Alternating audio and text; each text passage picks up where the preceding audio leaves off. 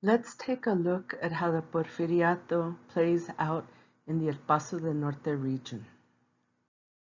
Remember that the Porfiriato lasts from 1877 to 1911 when Porfirio Diaz is exiled from Mexico.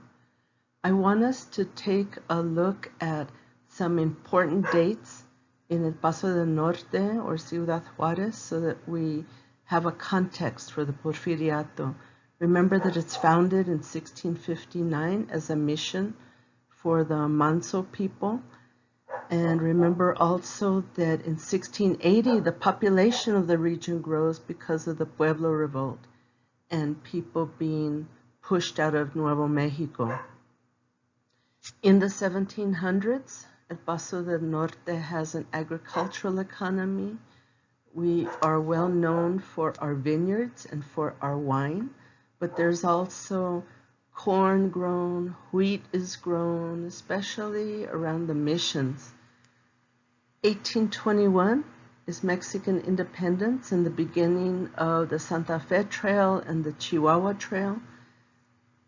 In 1821, you have the coming of Euro-Americans into the region. Because of this trade that is going through this area into the rest of Chihuahua, in 1835, a custom house is built. In the 1860s, El Paso del Norte becomes the capital of Mexico under the presidency of Benito Juárez, who is in exile from central Mexico. And finally, in 1888, El Paso del Norte is renamed Ciudad Juárez in honor of Benito Juárez.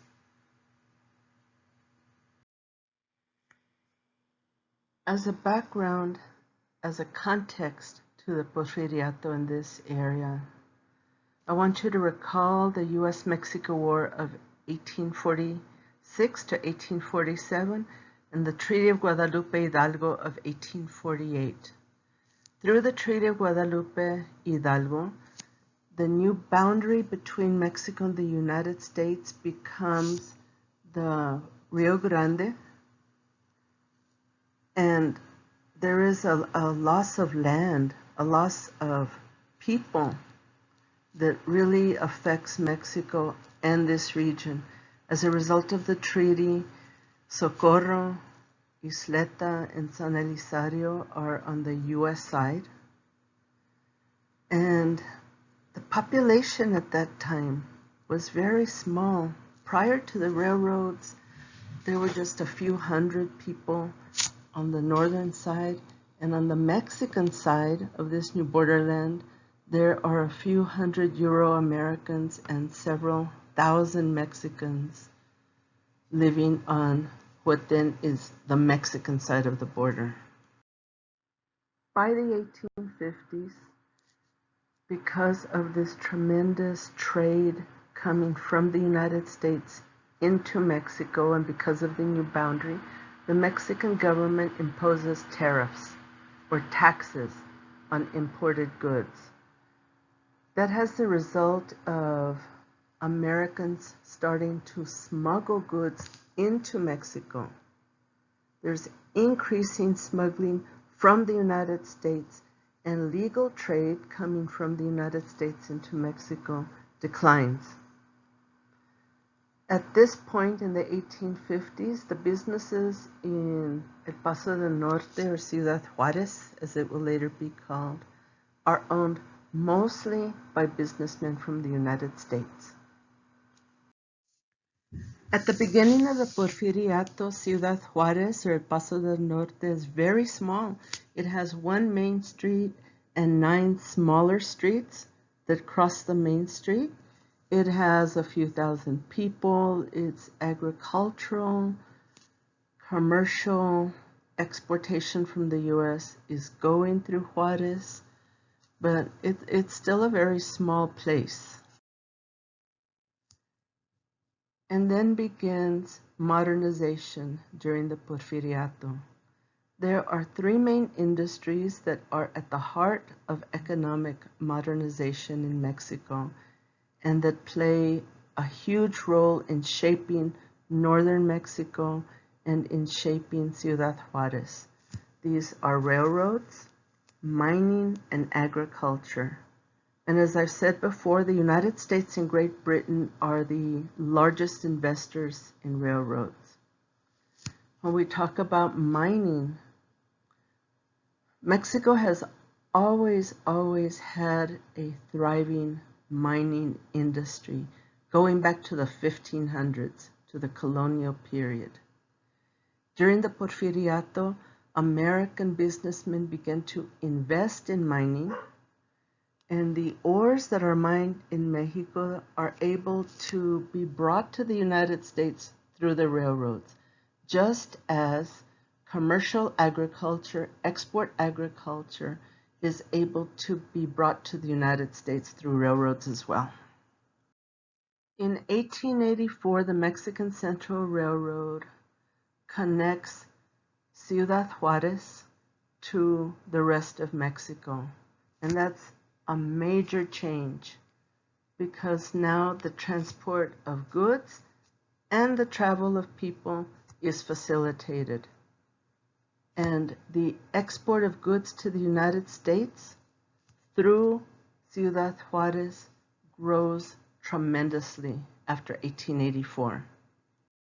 One of the processes that affected Ciudad Juarez during the Porfiriato was the phenomena of internal migration. As I mentioned in the lecture on the Porfiriato, the population was growing, small farmers were losing their land, agriculture was changing from goods you could eat to goods that could be exported, like rubber, coffee, and henequen. So the price of food was going up. People were being pushed from the rural areas, from the villages, into the cities, looking for work. In between the growing population and people being pushed into the cities, wages are going down. So there is a movement from village to city, from rural to urban. And one of the urban places that receives migrants is Ciudad Juarez. As I mentioned a couple of minutes ago, the new borderline created by the Treaty of Guadalupe Hidalgo had a very detrimental effect on the Mexican side of the border. Not only did Mexico lose people and lose half of its territory, but through that, the economy of the northern Mexican side of the border began to decline. As I said a couple of minutes ago, Mexico was imposing tariffs on goods being imported into Mexico.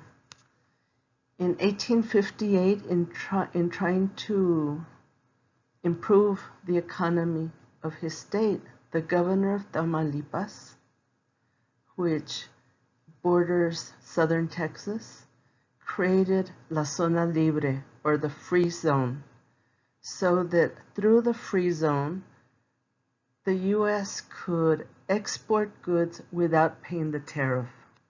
So that was good for the economies of the border on the Mexican side. It was definitely good for U.S. business. It wasn't so good for the Mexican government that was trying to protect Mexican industry and production. In 1884, despite these qualms, the Mexican government created La Zona Libre, or the free zone, along the entire border. And this had a great effect on Ciudad Juarez. Now that people could bring goods into Mexico without paying the high tariffs imposed by the Mexican government, Ciudad Juarez becomes a thriving commercial center. So you have, in 1884, not only the coming of the railroads that connect the United States and Mexico at this point of El Paso and Juarez, but you also have the border free zone, La Zona Libre, allowing goods to be brought from the United States into Mexico without paying a tariff. Juarez becomes a booming place as a commercial center. As I've said before, during the Porfiriato, there was increasing foreign investment and growing wealth and power of the Mexican elite. Foreign investment, especially U.S., was geared towards building railroads and the mining industry. The Mexican elite focused on agriculture and cattle. Because of changes in land laws, the elite were able to acquire the land of subsistent farmers, of communally owned land or ejidos, and tremendously increase their holdings. I have a picture here of Luis Terrazas, who was the largest landowner in Chihuahua during the Porfiriato. He owned 7 million acres, and he used to say that he owned the whole state, which he almost did. He was a general, he was a politician. His family was able to sell public office to people, which made them even more wealthy. And he had a connection to El Paso that I'm going to talk about.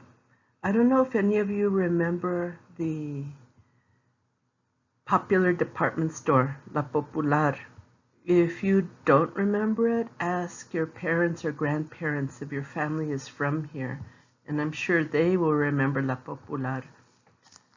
Luis Terrazas used to come here on his private train to shop, and sometimes he brought his wife, and sometimes he brought one of his mistresses.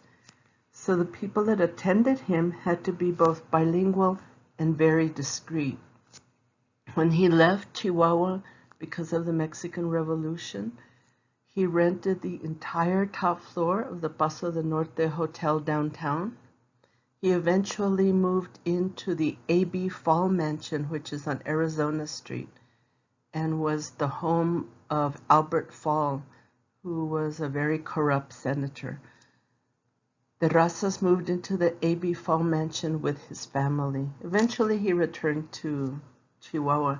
He is a great example of the Mexican elite who gained even more power and more land and more profit and wealth during the Porfiriato. In the late 19th century, there was a drought in this region which greatly affected agricultural production. Added to that, ranchers and farmers in New Mexico were taking much of the water from the Rio Grande before it reached this region. So the agricultural part of the economy of Ciudad Juarez was very much hurt by all of this. So to replace that part of the economy, the government of Juarez began to push tourism. We're talking about the late 1800s.